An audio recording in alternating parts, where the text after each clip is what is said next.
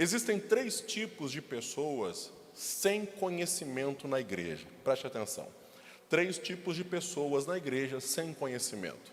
O Wisby, ele vai dizer que existem aqueles que não têm conhecimento, porque não tiveram tempo para obter conhecimento.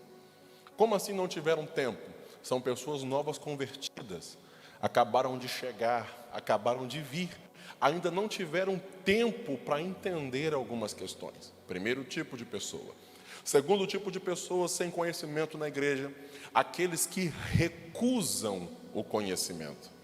Aqueles que, independente do tempo que estão, se recusam a crescer, se recusam a aprender, se recusam a amadurecer.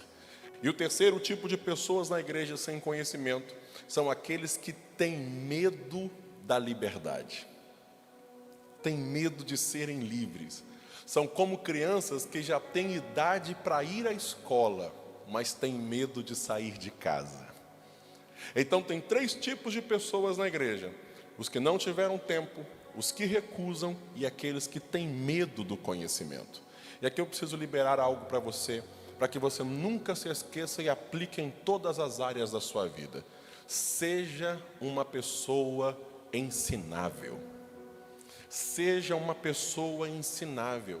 Seja uma pessoa que tem condições de crescer, de amadurecer.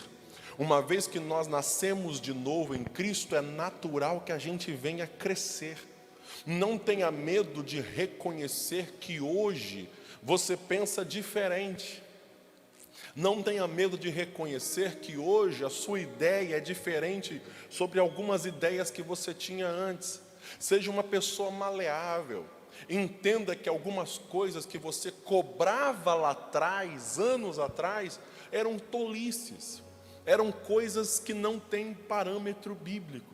Eram coisas insustentáveis na palavra de Deus. Não tenha medo de crescer, porque quando nós crescemos, nós trocamos de roupa, mas nunca nós trocamos de pai.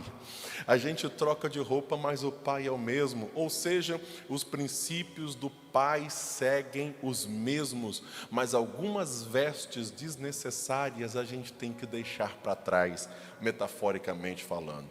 Pastor Josué Gonçalves tem uma frase que eu gosto muito. Ele diz assim: você sabia que Davi pecou mais do que Saul? Davi pecou mais do que Saul. Você não vê Saul, por exemplo, fazendo contagem do povo. Você não vê Saul envolvido com um adultério. Você não vê Saul envolvido com o homicídio do esposo da mulher com quem ele adulterou. Davi pecou mais do que Saul. Então, por que Davi teve um destino diferente de Saul? Porque Saul era um homem que não era ensinável. Saul era um homem que não aprendia. Agora Davi era um homem ensinável. É por isso que nos Salmos nós vemos Davi, apesar dos erros, apesar das quedas, apesar dos tropeços, Davi sempre cantava dizendo: ensina-me, ó Deus. Ensina-me, ó Deus, ensina-me, ó Deus. Quando nós aprendemos com o Senhor, nós amadurecemos na casa do Pai.